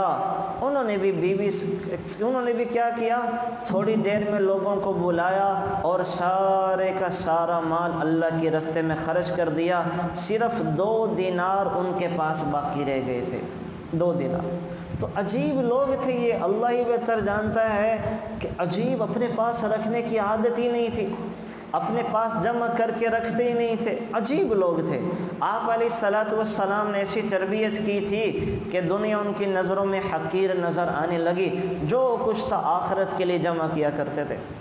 تو بہرحال اللہ تعالیٰ حفاظت فرمائے۔ بے شمار واقعات ایسے موقع پر جو ہے علماء نے اور احادیث مبارکہ میں لکھے ہوئے ہیں۔ بس اللہ تعالیٰ عافیت فضل والا معاملہ فرمائے کہ اللہ تعالی ہمارے دلوں کو سخی بنائے، اللہ ہمیں بھی اتنا مال دے کہ ہم سخاوت وہ دریا کی طرح سخاوت کو کر سکیں اور خلق خدا کے اوپر لگا سکیں۔ آگے چل کر اللہ تعالیٰ فرما رہے ہیں وَمَن يُوقَ شُحَّ نَفْسِهِ فَأُولَٰئِكَ هُمُ الْمُفْلِحُونَ فَأُولَٰئِكَ هُمُ الْمُفْلِحُونَ کہ جو شخص بخل سے بچا لیا گیا، بخل سے بچا لیا گیا، وہی کامیاب ہونے والے ہیں، وہی کامیاب ہونے والے ہیں۔ یاد رکھیں بخل کی ضد کیا ہے؟ کینہ ہے، حسد ہے، لالچ ہے، یہ ساری بخل کی ضدیں ہیں، اور یہ بڑی صفات ہیں، کینہ اور حسد سے بچ جانا اور بخل سے بچ جانا۔ صحابہ کرام فرماتے ہیں ہم آپ علیہ الصلوۃ والسلام کے پاس بیٹھے ہوئے تھے، ایک شخص آیا بوڑھا جن کی داڑھی سے تازہ وضو کا پانی ٹپک رہا تھا۔ آپ علیہ الصلوۃ والسلام نے فرمایا میں تمہیں جنتی دکھاؤں؟ صحابہ نے کہا دکھائیں۔ آپ نے فرمایا جو یہ ہاتھ میں جوتا پکڑے ہوئے مسجد میں داخل ہوگا یہ جنتی ہے، یہ جنتی ہے۔ تو ایک بوڑھے داخل ہوئے جو نہ زیادہ عبادت گزار تھے، نہ صحابہ میں زیادہ مشہور تھے، ان کا کوئی زیادہ اتا پتہ نہیں تھا، کوئی زیادہ اتا پتہ نہیں تھا۔ تو یہ مسجد میں آئے تو حضور نے کہا جنتی ہیں۔ دوسرا دن جب آیا تو پھر آپ علیہ الصلوۃ والسلام نے صحابہ سے کہا میں تمہیں جنتی دکھاؤں؟ میں تمہیں جنتی دکھاؤں؟ صحابہ نے کہا جی دکھائیں۔ آپ نے فرمایا جو اس دروازے سے داخل ہوگا وہ جنتی ہے، وہ جنتی ہے۔ تو آپ علیہ الصلوۃ والسلام نے پھر فرمایا تو صحابہ انتظار میں ہیں، اندر پھر وہی بوڑھے آئے، ان کے ہاتھ میں جوتیاں ہیں، وضو کا پانی ٹپک رہا ہے۔ حضور نے کہا جنتی ہیں۔ صحابہ کو بڑا رشک آیا کہ یہ بوڑھے آدمی ہیں، ہم انہیں زیادہ جانتے پہچانتے نہیں ہیں اور اللہ کے نبی کہہ رہے ہیں کہ جنتی ہیں۔ تیسرے دن حضور نے پھر کہا کہ تمہیں جنتی دکھاؤں؟ تیسرے دن بھی وہ داخل ہوئے۔ تو صحابہ میں ایک صحابی تھے عبداللہ بن عمرو بن عاص، یہ وہ صحابی تھے کہ جو صحابہ میں سب سے زیادہ عبادت گزار تھے، سب سے بڑے عبادت کرنے والے صحابی تھے۔ یہ کہنے لگے کہ میں ساری رات عبادت کرتا ہوں، سارا دن روزے رکھتا ہوں، اور جناب میں روزانہ 2 قرآن پاک مکمل کرتا ہوں۔ اللہ کے نبی جنتی ہونے کی بشارت انہیں سنا رہے ہیں، جنتی ہونے کی خوشخبری انہیں دے رہے ہیں، جنت تو مجھے ہونا چاہیے۔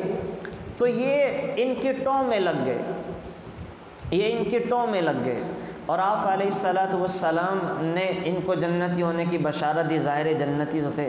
اب یہ ان کے پاس گئے اور جا کر کہا چچا جان میں آپ کے پاس رات گزارنا چاہتا ہوں۔ تو یہ لگے کہ دیکھتا ہوں یہ کیا کام کرتے ہیں جو اللہ کے نبی ان کو جنتی ہونے کی بشارت دے رہے ہیں۔ یہ ان کے گھر گئے اور کہا کہ میری گھر والوں کے ساتھ لڑائی ہو گئی ہے، آپ مجھے اپنا مہمان بنا لیں۔ انہوں نے کہا آ جاؤ بھائی، میں تو اکیلا ہوتا ہوں، آ کے میرے ہاں سو جاؤ۔ یہ گئے رات کو تو عشاء کے پڑھ کے گھر گئے، ان کے ساتھ عبداللہ بن عمرو بن عاص بھی چلے گئے۔ اب گھر پہنچ کر عبداللہ بن عمرو بن عاص چادر لے کر سو گئے، اور چادر میں سے آنکھ نکال کر دیکھتے رہے کہ اب پتہ نہیں کیا کریں گے، یہ کیا عمل کریں گے اور کیا ایسا کام کریں گے جس کی وجہ سے اللہ راضی ہو جاتا ہے اور اللہ کے نبی جنتی ہونے کی بشارت سنا رہے ہیں۔ لیکن انہوں نے کیا کیا، وہ چادر لی اور خراٹے مارتے ہوئے سو گئے۔ فجر میں جا کے آنکھ کھلی، تہجد بھی نہیں پڑی۔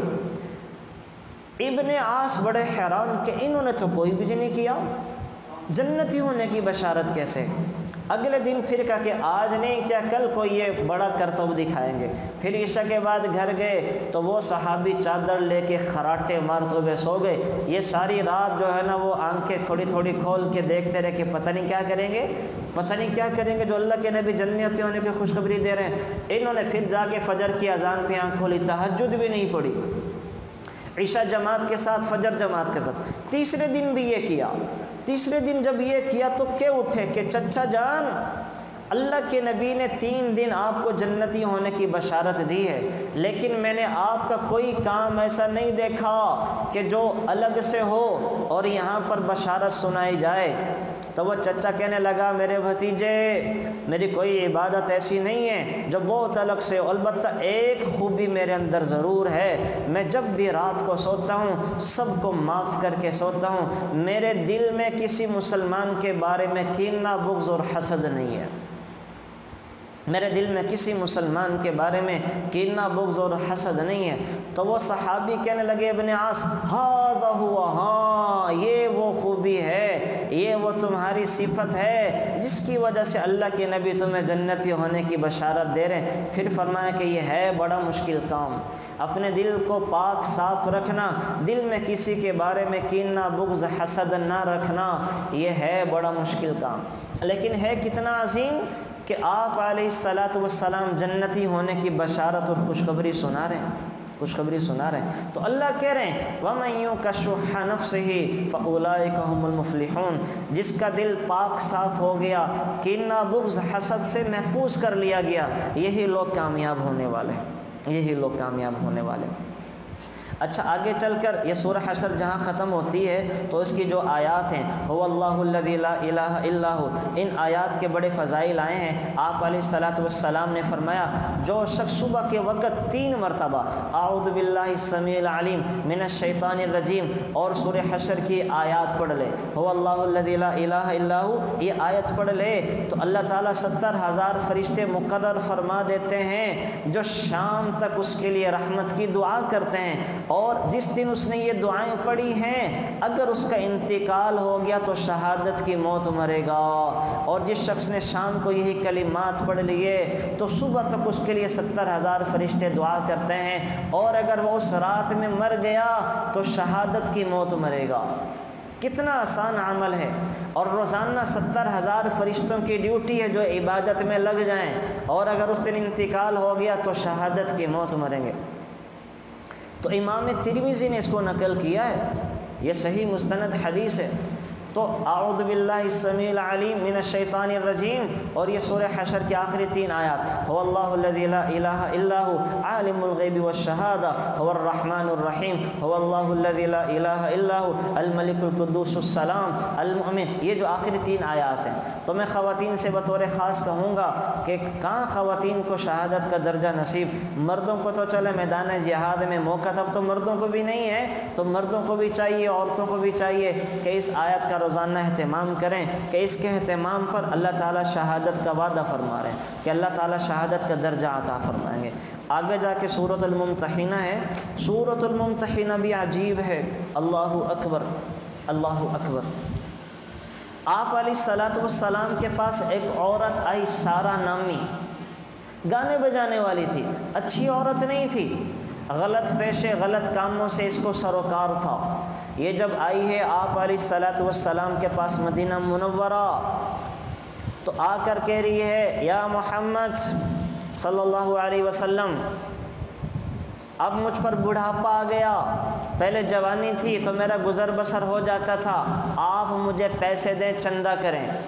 آپ علیہ السلام نے فرمایا وہ مکہ مکرمہ کے لوگ کہاں گئے جو تمہارے پاس آیا جایا کرتے تھے؟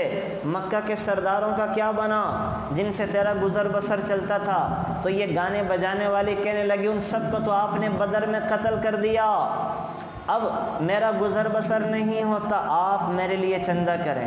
تو آپ علیہ السلام نے جب اس کی یہ بات سنی تو حضور نے ایسی خاتون کے لیے بھی چندہ کیا اور اپنے گھر سے کیا، باقیوں کے لیے صحابہ سے کہا کرتے تھے، اس خاتون کے لیے چندہ حضور خود کر رہے ہیں۔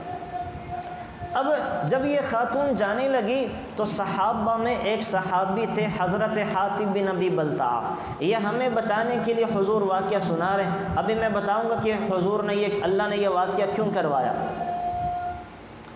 اب حاتب بن ابی بلتع ادھر حضور نے مکہ کو فتح کرنے کا ارادہ کیا تھا اور اس کو خفیہ رکھا ہوا تھا کہ کسی کو پتہ نہ لگے، تو ان صحابی نے آپ علیہ السلام کا یہ جنگی راز فاش کر دیا اور سارہ کو خط دیا، سارہ سے کہا کہ یہ خط جا کر مکہ کے سرداروں کو دے دینا۔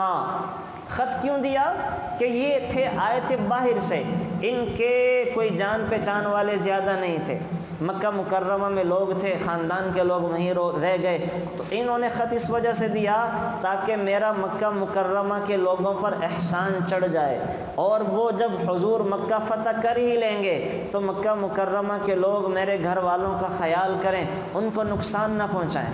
تو ان کی نیت غلط نہیں تھی، لیکن کام ٹھیک نہیں تھا کہ حضور کا راز پاش کر رہے ہیں، تو انہوں نے جنگی راز پاش کر دیا، خط دیا تاکہ مکہ کے لوگوں پر میرا احسان چڑھ جائے، اور اس زمانے میں کافر بھی ہوتا، دشمن بھی ہوتا، وہ احسان کا بدلہ اتارا کرتا تھا۔ تو یہ خط دیا، تو یہ سارا نامی یہ عورت یہ خط لے کے جا رہی ہے، ادھر وحی آ گئی، یا رسول اللہ صلی اللہ علیہ وسلم آپ کا تو جنگی راز فاش ہو گیا ہے، اور فلاں فلاں صحابی نے کفار مکہ کو خبر کر دی ہے، آپ جا کر اپنے راز کو بچائیں۔ حضور نے حضرت علی کو دوڑایا کہ فلاں فلاں ٹیلے پر تمہیں وہ خط ملے گا اور عورت ملے گی، اس سے خط نکال کر لے کر آؤ۔ تو حضرت علی حضرت ابو مرثد کو، زبیر بن عوام کو لے کر دوڑ لگائی، اور اس جگہ پر جہاں حضور نے بتایا تھا جا کے اس عورت کو پکڑ لیا۔ اب عورت سے کہہ رہے کہ خط دو، کہہ رہی کہ میرے پاس تو کوئی خط نہیں ہے۔ صحابہ نے کہا، حضور نے کہا خط تو ہے، تو چھپا لے نہ بتائے، لیکن خط تو تیرے پاس ہے، اور ہم تجھ سے خط لے کر جائیں گے۔ اس کے سامان کی تلاشی لی، کپڑوں کی نہیں ملا۔ صحابہ نے کہا دیکھو خط دے دو، تمہارے پاس ہے۔ حضرت علی کہنے لگے ورنہ ہم تیرے کپڑے اتاریں گے اور خط برآمد کریں گے، خط تمہارے پاس ہے۔ اب یہ عورت ڈر گئی، اس نے اپنی چٹیا کھولی، بالوں سے خط نکال کے دے دیا۔ حضرت علی خط لے کر آئے، خط میں کیا لکھا تھا کہ حضرت حاطب بن ابی بلتعہ نے قریش کے نام خط میں حضور کا جنگی راز پاش کر دیا۔ حضور نے حضرت حاطب کو بلایا اور کہا یہ آپ نے کیا کیا؟ ادھر حضرت عمر تلوار لے کر آئے، یا رسول اللہ صلی اللہ علیہ وسلم دعنی اضرب عنقہ، آپ مجھے چھوڑیں، یہ منافق ہے، اس نے ہمارا راز پاش کر دے، میں ان کی گردن کاٹ دوں۔ حضور نے حضرت حاطب سے پوچھا یہ کیوں کیا؟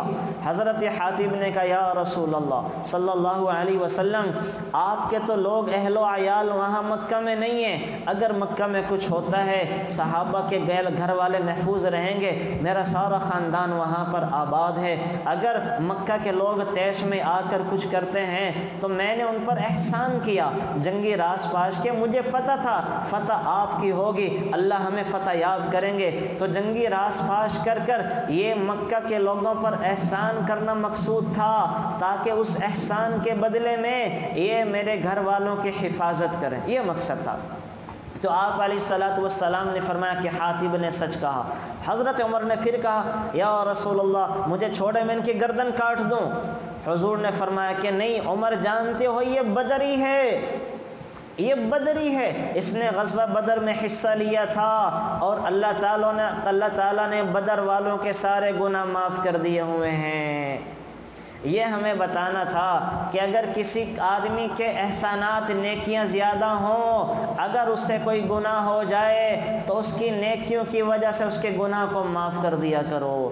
اگر انسانوں 14ویں صدی کے لوگوں، تم میں کوئی آدمی خاندان میں، تمہارے محلے میں، تمہاری گلی میں، تمہیں پڑھنے پڑھانے والوں میں ایسا ہو کہ جس کی نیکیاں زیادہ ہوں، جس نے خیر کا کام کیا ہو، جو خیر میں آگے بڑھ چڑھ کے حصہ لیتا ہو، اگر اس سے کوئی بڑے سے بڑا گناہ ہو جائے تو اس کی نیکیوں کی لاج رکھ کر اس کے گناہ کو معاف کر دیا کرو، اس کو چھوڑ دیا کرو۔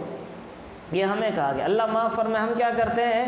وہ لوگ، وہ علماء جن کے نامہ اعمال میں ہزاروں لاکھوں لوگ ہیں، جو ہزاروں لاکھوں کی ہدایت کا ذریعہ بنے، اگر ان سے ایک غلطی بھی ہو جاتی ہے تو ہم ساری نیکیوں کو ضائع کر دیتے ہیں، ساری نیکیوں پر پانی پھیر دیتے ہیں، اور ہم کیا کہتے ہیں کہ ہاں یہ مردود ہو گیا، یہ ضائع ہو گیا۔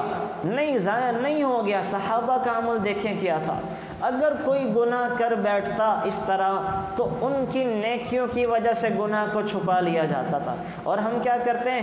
ایک گناہ کی وجہ سے ساری نیکیاں ضائع کر جاتے ہیں۔ تو یاد رکھیں یہ بڑا اہم مسئلہ ہے کہ جس شخص کی نیکیاں زیادہ ہوں، 15ویں صدی کے لوگ ہیں، ہم انسان ہیں، ہم فرشتے نہیں ہیں۔ ہم میں جو علماء ہیں یا اللہ والے ہیں وہ فرشتے نہیں ہیں، وہ گناہ بھی کریں گے، لیکن ان کی نیکیاں دیکھیں کتنی ہیں۔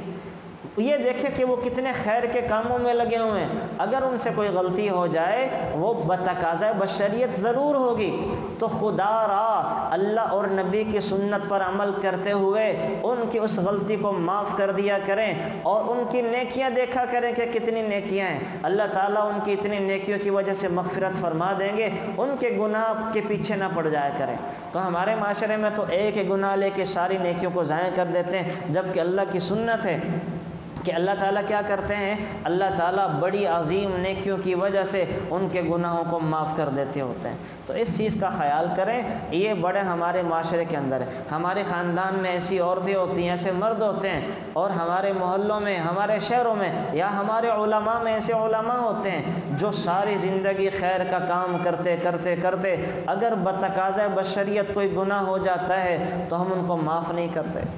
ہم دیکھیں ان کی نیکیاں کتنی ہیں، ان کے خیر کے کام کتنے ہیں۔ تو حاطب ابن ابی بلتع کے واقعے میں اللہ ہمیں یہ پیغام دینا چاہ رہے ہیں کہ حاطب کی نیکیاں زیادہ ہیں، بدری ہیں، اگرچہ گناہ بہت بڑا ہے لیکن یہ وہ گناہ ہے جو معاف کیا جا سکتا ہے، معاف کیا جا سکتا ہے۔ تو بہرحال یہاں پہ یہ ہوا۔ آگے چل کر سورہ ممتحنہ میں اللہ تعالیٰ عورتوں کی بیعت کا ذکر کر رہے ہیں، یا ایھا النبی اذا جاءک المؤمنات یبایعنک علی الا یشرکن باللہ شیئا، کہ جب آپ کے پاس عورتیں بیعت کرنے کے لیے آئیں تو آپ ان کے ساتھ یہ والا معاملہ کریں۔ تو بہرحال بیعت کرنا، ایک بیعت ہوتی ہے ایمان کے لیے، یہ تو فرض ہے، اور ایک بیعت ہوتی ہے اپنی اصلاح کے لیے، یہ مردوں کے لیے بھی مستحب ہے، عورتوں کے لیے بھی، کہ اپنی اصلاح کے لیے، اپنے دل کے تزکیہ کے لیے، اپنی صفائی کے لیے اللہ والوں کے پاس جایا جائے، اللہ والوں سے اپنے محرموں کے ذریعے رابطہ کیا جائے، اور اپنے روحانی امراض کا علاج کروایا جائے۔ جیسے ہم جسمانی مریض بنتے ہیں، جسمانی بیماریوں کے لیے ڈاکٹر کے پاس جاتے ہیں، تو ہم سب روحانی مریض ہیں، ہم میں حسد بھی ہے، کینہ بھی ہے، بغض بھی ہے، نفرتیں بھی ہیں، انتقام بھی ہے، صبر کی بھی کمی ہے، حوصلے کی بھی کمی ہے، برداشت کی بھی کمی ہے، ہم میں جذباتیت زیادہ ہے، یہ سارے روحانی امراض ہیں۔ ان کا علاج سوائے اللہ والوں کے پاس جا کر اور ان سے اپنے مسئلے کو حل ذکر کیے بغیر نہیں ہو سکتا۔ تو یہ بیعت صحابیات بھی کیا کرتے تھے۔ تو بہرحال یہ قیامت تک کے لیے مشروع جاری مستحب رہے گی کہ اپنے روحانی امراض کے لیے اللہ والوں کے پاس، اور وہ بھی علماء ہونے چاہیے، ان کو اپنے مسائل بتا کر حل بندہ کروا لے۔ یہ ہو گیا۔ آگے چل کر سورہ منافقون میں اللہ تعالیٰ ذکر فرما رہے ہیں، یا ایھا الذین آمنوا لا تلھکم اموالکم ولا اولادکم عن ذکر اللہ، اے ایمان والو تمہیں تمہارا مال و دولت اللہ کی یاد سے غافل نہ کر دے، تمہاری اولادیں، اللہ آگے چل کر اللہ تعالیٰ خود ذکر فرما رہے ہیں، انما اموالکم و اولادکم فتنہ، کہ ہم نے مال اور اولاد کو آزمائش کی جگہ بنایا ہے، یہ تمہارے لیے آزمائش کا سبب ہیں، ان کے ذریعے میں تمہیں آزماؤں گا، اولادوں کے ذریعے آزماؤں گا، مال کے ذریعے آزماؤں گا۔ میرے بندے اس آزمائش میں پڑھ کے اپنے آپ کو دین سے دور نہ کر لینا۔ تو اللہ ہمیں یہاں پہ کہہ رہے ہیں اپنے آپ کو ہلاک نہ کر لینا، اور پھر کہہ رہے ہیں وَأَنفِقُوا مِمَّا رَزَقْنَاكُمْ مِنْ قَبْلِ أَنْ يَأْتِيَ أَحَدَكُمُ الْمَوْتُ، موت آنے سے پہلے پہلے مال کو خرچ کر لو، کہ موت آنے کے بعد مال خرچ کرنے کا فائدہ نہیں ہوگا۔ یہاں کیا مطلب ہے مال خرچ کرنے کے؟ کہ جن مالوں کو خرچ کرنا ہے زکوٰۃ کی شکل میں، عشر کی شکل میں، حج کرنے کی شکل میں، وہ کر لو۔ اور دوسری وجہ کہ جب موت کی علامتیں ظاہر ہو جائیں تو اب یہ مال آپ نہیں خرچ کر سکتے، اس مال میں آپ کے وارثوں کا حصہ بن گیا، اب اس مال میں سے 1/3 خرچ کر سکتے ہیں، 1/3 خرچ کر سکتے ہیں، زیادہ نہیں خرچ کرتے۔ ایک شخص نے آ کر آپ علیہ السلام سے دریافت کیا، یا رسول اللہ کون سا صدقہ سب سے زیادہ اجر و ثواب رکھنے والا ہے؟ آپ علیہ السلام نے فرمایا ایسے وقت پہ اللہ کے راستے میں خرچ کرنا جب انسان صحت مند ہو، تندرست ہو، اور آئندہ ضروریات کے پیش نظر یہ خوف ہو کہ میرا مال خرچ کر دوں گا تو بعد میں محتاج نہ بن جاؤں، ایسے وقت میں اس خوف سے خرچ کرنا سب سے زیادہ محبوب صدقہ ہے۔ اور فرمایا اللہ کے راستے میں خرچ کرنے کو اس وقت نہ ٹلاؤ جب تک روح تمہارے حلق میں آ جائے، اور مرنے لگو تو اس وقت کہو کہ اتنا مال فلانے کو دے دو، اتنا مال فلانے میں خرچ کر دو۔ لوگ مرتے وقت خرچ کرتے ہیں، تو اللہ کے نبی کہہ رہے ہیں اس وقت تک نہ ٹلاؤ، اس سے پہلے پہلے خرچ کر دو کہ تمہارے بعد میں کام آئے گا۔ تو ہم کیا کرتے ہیں؟ چھوڑ جاتے ہیں، بعد میں اولادیں کہاں خرچ کرتی ہیں، کہاں اپنے ماں باپ کے لیے لگاتے ہیں، وہ تو سارے خود کے لیے جمع کر لیتی ہیں۔ تو زندگی میں دیکھیں ہم اپنے بات تمنا کرتے ہیں یا اپنے پیاروں کے لیے پڑھ پڑھ کے یا مال خرچ کر کے ہدیہ کرتے ہیں، تو یہ کام زندگی میں خود کیوں نہ کریں؟ اپنے لیے آخرت کے اندر ذخیرہ کر کے دنیا میں ہم خود جائیں، تاکہ ہم دنیا ہی میں اپنے لیے ذخیرہ آخرت کر سکیں۔ تو اللہ تعالیٰ کہہ رہے ہیں وَأَنفِقُوا مِمَّا رَزَقْنَاكُم مِّن قَبْلِ أَن يَأْتِيَ أَحَدَكُمُ الْمَوْتُ، موت آنے سے پہلے خرچ کر لیا کرو، خرچ۔ تو جب انسان کی موت آنے لگے تو پھر تو وہ کچھ بھی نہیں کر سکتا، وصیت بھی نہیں کر سکتا، یہاں تک کہ جو نمازیں رہ گئی تھی، جو اس نے حج نہیں کیا اور جو اس نے روزے نہیں رکھے، تو وہ بھی اپنے چوتھائی مال سے زیادہ کی وصیت نہیں کر سکتا، چوتھائی مال سے زیادہ کی وصیت وہاں بھی نہیں کر سکتا، وہاں بھی چوتھائی مال تک کی وصیت کر سکتا ہے۔ ایک چیز آپ کو اور ذکر کر دوں، اگر خدا نخواستہ کسی کے روزے رہ گئے، خدا نخواستہ کسی کی زکوٰتیں رہ گئی ہیں، خدا نخواستہ کسی کی نمازیں رہ گئی ہیں، بڑھاپا آ گیا اور اب ادا کرنے کی ہمت نہیں ہے، تو اپنے روزوں کا، نمازوں کا کفارہ ادا کر دیں، تاکہ اللہ کے ہاں پاک صاف ہو کر جائیں، مؤاخذہ نہ ہو، پکڑ نہ ہو۔ ایک نماز کا کفارہ بھی 2 کلو گندم کی قیمت، یعنی 100 روپے ہے، اور 6 نمازوں کا کفارہ ادا کرنا، 5 فرض نمازیں اور ایک وتر کی نماز، وتر کی، تو 6 نمازیں روزانہ اپنے پیاروں کی طرف سے، جنہوں نے وہ کوئی کام یعنی نمازیں نہیں پڑھی، ہمارے خدا نخواستہ ماں باپ میں ایسے تھے جنہوں نے نمازیں نہیں پڑھی، تو ہم ان کی نمازوں کی طرف سے فدیہ ادا کرنا شروع کر دیں، تاکہ اللہ کرے ان کی نمازوں کا فدیہ ادا ہو جائے اور اللہ کے یہاں ان کی جان چھوٹ جائے۔ انہوں نے روزے نہیں رکھے تھے تو روزوں کا فدیہ ادا کرنا شروع کر دیں۔ تو بہرحال یہ جو فدیہ ہے روزوں کا، نمازوں کا، یہ ادا کرنے سے ہی ادا ہوگا، توبہ سے گناہ معاف ہو جائے گا، باقی ان کو ادا ہی کرنا پڑے گا، ادا ہی کرنا پڑے گا۔ آگے چل کر پھر سورۃ الطلاق آ گئی۔ سورۃ الطلاق کے احکامات میں نے آپ کو تفصیل کے ساتھ ذکر کر دیے، اس میں پھر عدت آ گئی۔ اچھا، عدت میں عدت الگ الگ ہوتی ہے، یاد رکھیں، جو ایک ہوتی ہے عدت الوفات، ایک ہوتی ہے عدت الطلاق۔ وفات کی عدت ہوتی ہے 4 مہینے 10 دن، وہ بھی اگر وہ عدت مہینے کی یکم تاریخ سے چاند کے شروع ہو رہی ہو، پھر 4 مہینے 10 دن ہیں۔ اگر کسی عورت کی عدت دوران مہینہ شروع ہو تو پھر 130 دن پورے کرنے پڑیں گے۔ اچھا، ان 130 دنوں کے اندر ہمارے ہاں عورتیں یہ سمجھتی ہیں کہ عام دنوں میں پردہ نہیں ہے، دیور سے، جیٹھ سے، اپنے کزنوں سے، عدت جب آتی ہے تو سب سے پردہ کرنا شروع کر دیتی ہیں۔ تو بھائی پردہ جیسے عام دنوں میں ہے، عدت میں بھی ایسے ہے۔ اگر عدت کے پہلے نہیں کرتی تھی تو عدت میں وہ اس کو لازمی سمجھتی ہیں۔ یاد رکھیں، لازمی نہیں ہے، یہ ایک جیسے احکامات ہیں، ایک جیسے احکام۔ تو عورتیں عدت میں آ کر بڑی سختی کرتی ہیں، گھونگھٹ نکال لیتی ہیں کہ کوئی ہمیں دیکھ نہ پائے، تو یہ خواہ مخواہ کی رسمیں ہیں، شریعت سے اس کا کوئی تعلق نہیں ہے، شریعت سے کوئی تعلق نہیں ہے۔ تو اس میں یہ کیا جائے تو اس میں 4 مہینے 10 دن یعنی 130 دن پورے کرنے پڑیں گے۔ باقی جو عدت الطلاق ہوتی ہے، خدا نہ خواستہ کسی کے خاوند نے طلاق دی، تو یہ جو عدت ہوتی ہے اس کا مطلب یہ ہوتا ہے کہ ان عدت والے دنوں میں وہ عورت آگے کہیں نکاح نہیں کر سکتی، باقی سارے کام کر سکتی ہے، آ جا بھی سکتی ہے، کھا پی بھی سکتی ہے، کہیں پڑھا رہی ہے، پڑھا بھی سکتی ہے، گھر سے باہر نکلنے کے اوپر بھی پابندی نہیں ہے۔ تو اس کے احکام الگ ہیں، اور عدت الوفا جس کا خاوند کے انتقال کر جائے اس کے احکامات الگ ہیں، طلاق والے کے احکامات الگ ہیں، دونوں میں فرق کرنا چاہیے۔ آگے چل کر آخر میں سورۃ التحریم ہے۔ سورۃ التحریم یہ کیا ہے؟ اصل میں ہوا یہ تھا کہ آپ علیہ الصلاۃ والسلام کا معمول تھا کہ عصر کے بعد کھڑے کھڑے اپنی بیویوں کے پاس جاتے، حال احوال لیا کرتے تھے۔